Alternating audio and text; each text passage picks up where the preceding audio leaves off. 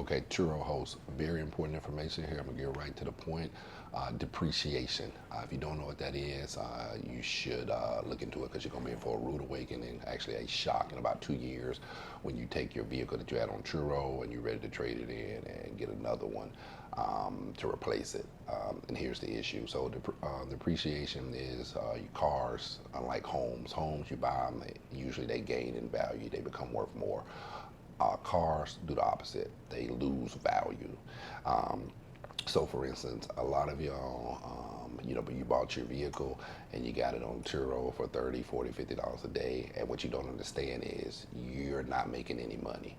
You may be making money that it looks like right now, but you in the long run, when you calculate all the maintenance and the depreciation, you're going to be in for a rude awakening. You're going to end up having lost money. I'm going to demonstrate here, give you an example of what I mean.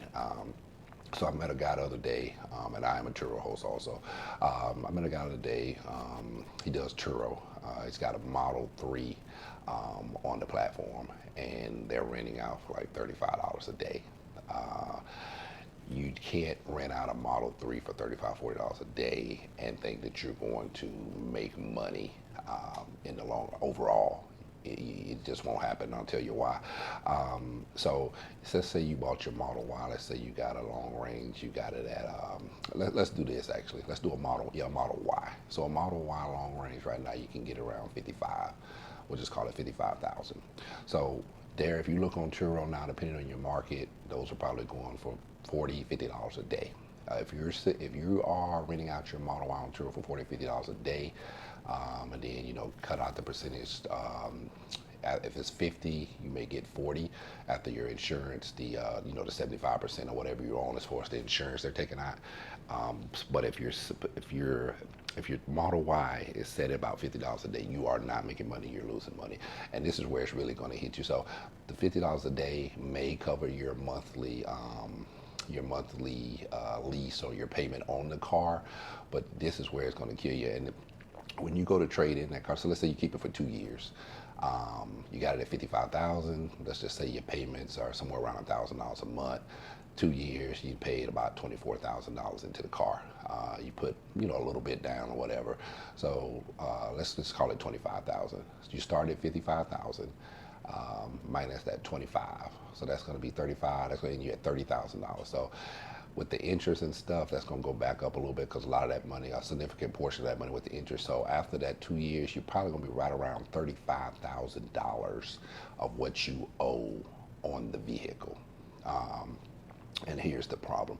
When you take that Model Y to trade it in, to get you a new Model Y, whatever you want to get, it's not going to be worth $35,000. Because even if you drove for 2 years, on average, they expect you to put about 12,000 miles per year on the car. But when you're renting it out, that doubles at least. So if it doubles after 2 years, instead of 12 or 15,000 miles per year, it's going to be 24 to 30,000 miles per year that you put on that vehicle. So using $30,000 a year in 2 years, you've got 60,000 miles on your Model Y.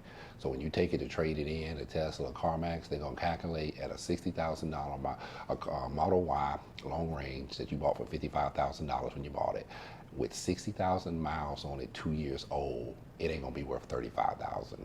It's gonna be worth probably 20 something thousand. You can look it up on KBB to make sure. They'll give you your trade-in value. You can plug in your numbers, your VIN, your mileage, and it'll give you what it's worth. But you're gonna take that car that you owe $35,000 on, you're gonna try and trade it in. They're gonna be like, well, you got 60,000 miles on the vehicle. That's way over the average mile. So the best we'll be able to give you for this car would be 25,000. And again, I'm estimating the numbers for you, but you can go on kbb.com and plug in your stuff yourself and see. So you're $10,000 short of, you owe 35 on the car, it's only worth 25. And that's where it hits you. Now you got to bring 10 grand to the table to get out of that car. Because if you try to trade it in, they're not going to trade it in until you can at least pay what's owed on it. So if it's worth 25, you owe 35, you got to bring 10,000 to bring that 35 down to 25. Now you're even, and they'll let you trade the car. But you're going to have to bring $10,000 to the table. And that's what most people did not anticipate.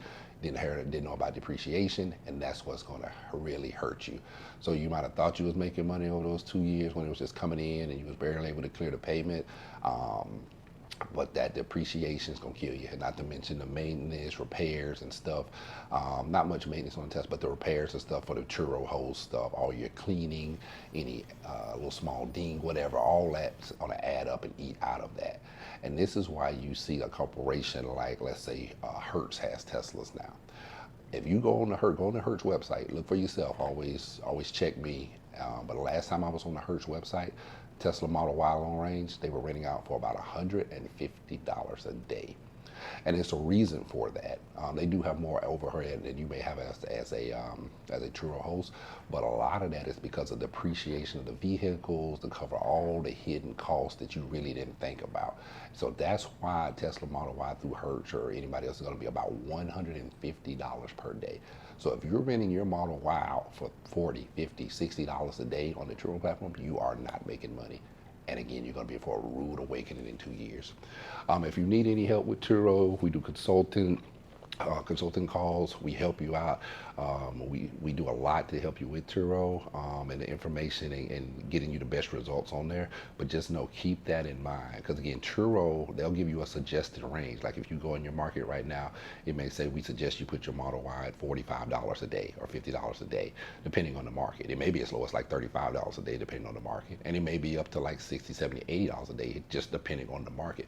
But see, Turo's not looking at depreciation. They're not looking at trying to make sure that you're profitable and at least, break even on your business or be profitable in your business model, because they don't care about that. Only thing they're looking at is how many Tesla Model Ys in this market, and that's why they set the price and determine that. So people, I'm telling you, if you're on Turo, that's what any car look at it, especially Tesla, since they dropped the price. So this, you're really off if you bought your Tesla a year or two ago. If you bought your Tesla a year or two ago, I promise you, go look on KBB, put in your mileage, put in the VIN and put in the mileage. It's going to give you what your car trade-in value will be worth, and you're going to see that difference, and you're going to be in for a shock. So, hey, EVLE Vehicles, Irvin here. Just want to bring you some very useful information when it comes to Turo, renting out your cars, and depreciation. We got much more on the channel. Please check out some of the other videos.